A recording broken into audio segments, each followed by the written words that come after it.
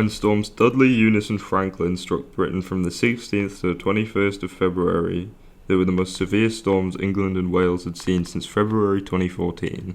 The east coast of the UK has been hit by winds of almost one of the worst storms to hit the UK third in decades. major storm to hit Britain in just the space of a few days. Sometimes you get a little bit scared thinking, what if when they see some of the videos on social media? In this documentary, I'll be conducting several interviews of the damage they caused, the various ways they affect people, and if this will affect how we deal with storms in the future.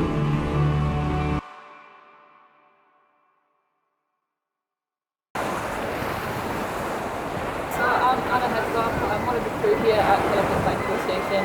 I'm actually one of the helms, and I also work full-time for the RMI as a lifeboat assessor trainer.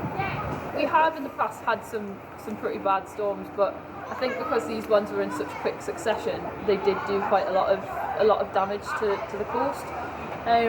Because we're an inshore lifeboat, so as you can see behind me, we do have limitations in terms of when the storms come through. Sometimes we just can't get out, so the bigger boats, the all-weather boats, they have to go out and do the rescues. We always have done, since I've started, train in rough weather handling, so it just means that if it is a bad day, we weigh up the risk versus benefit. So do we want to go out, what are we going to benefit from today? But actually sometimes it is good to go and do an exercise in that bad weather, because we can learn to manage those conditions. Around the coast as a whole, yes, I believe there was a lot more call-outs.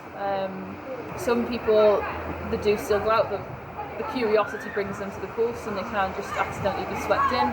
But there's some just genuine accidents as well, like people who make their livelihood off the sea and things go wrong.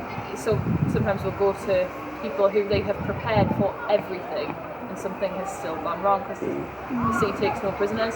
One of our lifeboat stations down south, the storms were so bad that the roof was actually ripped off it, and because we're a charity it can be quite costly damage sometimes. Let's look at the storm statistics. Storm Dudley brought waves of up to 12 metres in the seas around Scotland. Storm Eunice also brought a sting jet to the UK, a narrow band of intense wind that can reach speeds of up to 100 miles per hour. And Storm Franklin brought a total of 154 flood warnings, primarily in the north.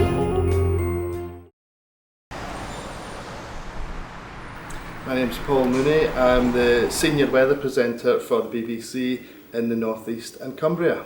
The three storms earlier in the winter were a bit of a mixture. Storm Barra and Storm Corrie were kind of run-of-the-mill winter storms.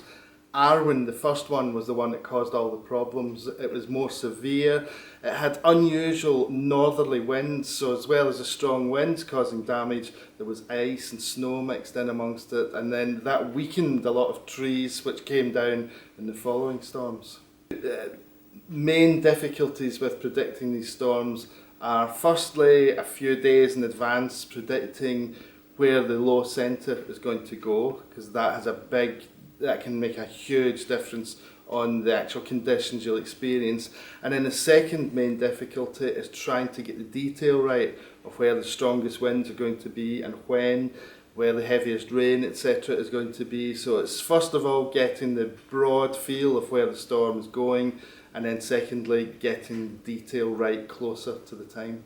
On a personal level, we can do our bit. If there's a storm in the forecast, a named storm in the forecast, there's severe weather on the way, we can do our bit by ensuring, for instance, that our bins are safely tucked away, that our trampolines are pegged down to the ground, because quite often in these storms, it's things like garden sheds and wheelie bins and trampolines that will cause a lot of damage. They'll be lifted in the wind, they'll hit power lines, and that can cause a lot of disruption. So we can all do our little bit. On a broader scale, maybe we should be looking at, for instance, construction, because often in these storms, modern buildings lose their cladding, and again, that can cause, obviously it causes damage to the buildings, but it can cause further disruption as that damage then disrupts other places. So I think on certain levels there's more we could all do.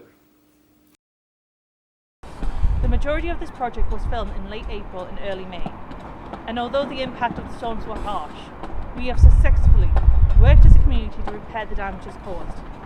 Due to the impact of climate change, these storms seem more likely, but we can all do our part to stop this from causing any further damages.